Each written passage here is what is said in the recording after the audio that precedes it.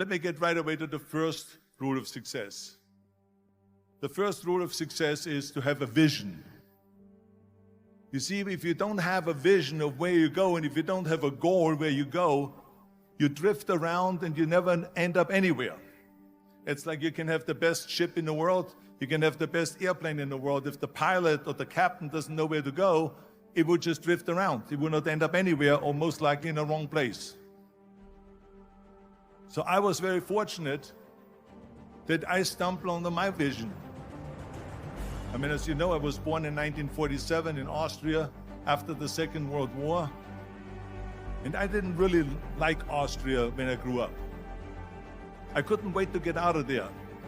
I couldn't see myself becoming a farmer or a worker in a factory or anything like that, even though my parents wanted me to stay there and have a normal life.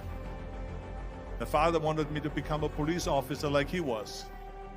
My mother wanted me just to stay there and marry a girl with the name of Heidi, hopefully,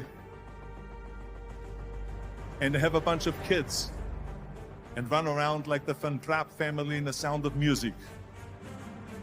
But that was their vision, not mine. My vision was totally different. I felt that I was born for something special, for something unique, for something big. So I was searching. Then one day I went to school. I remember I was 11 years old, and they showed a documentary about America. There they showed in this documentary the huge skyscrapers, the high-rises, the huge bridges, the 6-lane freeways, the huge cars with the wings sticking out, and all of this stuff. And I said to myself, that's where I want to be. I don't want to be around here with little farmhouses and these little buildings and everything's old. I want to be in America. But now the question was just, how do you get to America? In those days, it was a very expensive trip. It's not like today. So again, I was very fortunate that one day after school, I walked by a store in Graz, which was called Brühl. And it was the only store that really sold kind of American stuff. So one day, they had jeans there, American jeans. And then they had the pool walker. Then they had an expander and some barbells and some dumbbells and an exercise bench in the window. So I went inside and I looked around and I looked at this stuff, and then I saw a magazine. I saw a bodybuilding magazine that had Reg Park on the cover. Reg Park was then a 3-time Mr. Universe. And I saw him on the big screen as Hercules. And on the cover it said, how Reg Park, Mr. Universe, became the Hercules star. That's what the cover story was all about. So I looked at the cover and I said to myself, I got to get this magazine. So I bought the magazine, I took it home and I read it over and over from the front page to the back. It had everything in there, how he trained, how he was working out in Leeds, England, in a factory town, how he worked out every day for 3-4 hours and became the strongest man of Europe, and how he won Mr. Europe and Mr. Great Britain, and then eventually Mr. Universe, and how he won the second Mr. Universe and the third Mr. Universe, and how he was discovered to play the starring role in Hercules. I read that and I said to myself, wow, this is the blueprint for my life. This is exactly what I want to do. I want to become a bodybuilding champion just like Reg Park. I want to get into movies just like Reg Park. And I want to make millions of dollars and be rich and famous just like Reg Park. Do you know how great it felt that I knew where I was going? Imagine the majority of people don't know where they're going. I knew where I was going, that I'm going to become this bodybuilding champion just like him. So it was just a question of how do you do it? I was so relieved, because when you have a goal, when you have a vision, everything becomes easy. Because remember that in America, for instance, when you study, you will see the percentage of people that like their jobs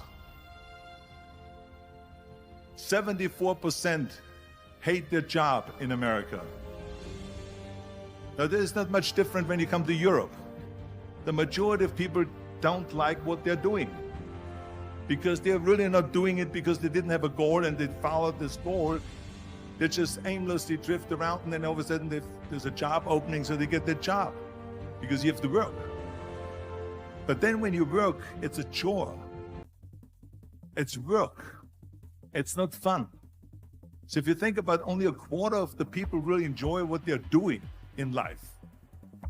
That is unbelievable if you think about it. So I felt so blessed that I knew what I was doing. It's like a medical student that studies and knows he wants to become a doctor. You know where to go. So I knew where to go. So people always ask me, when they saw me in the gym in the pumping iron days, they say, why is it that you're working out so hard?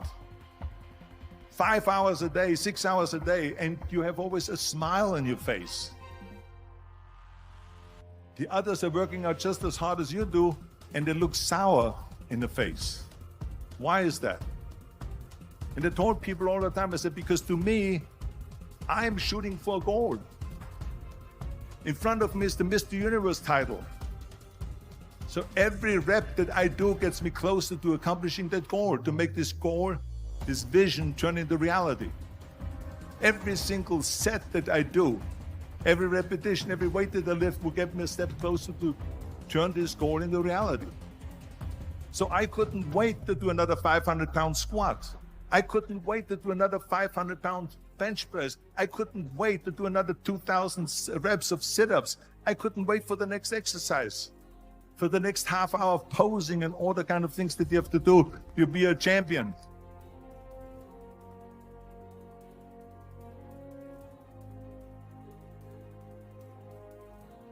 I felt so great knowing where I was going, and I tell you, it worked. I mean, think about it. And at the end, I was just not visualizing just my exercise, but I was really lifting the trophy over my head. That's what I was thinking about. And with the age of 20, I went to London and I won the Mr. Universe contest as the youngest Mr. Universe ever. And it was because I had a goal.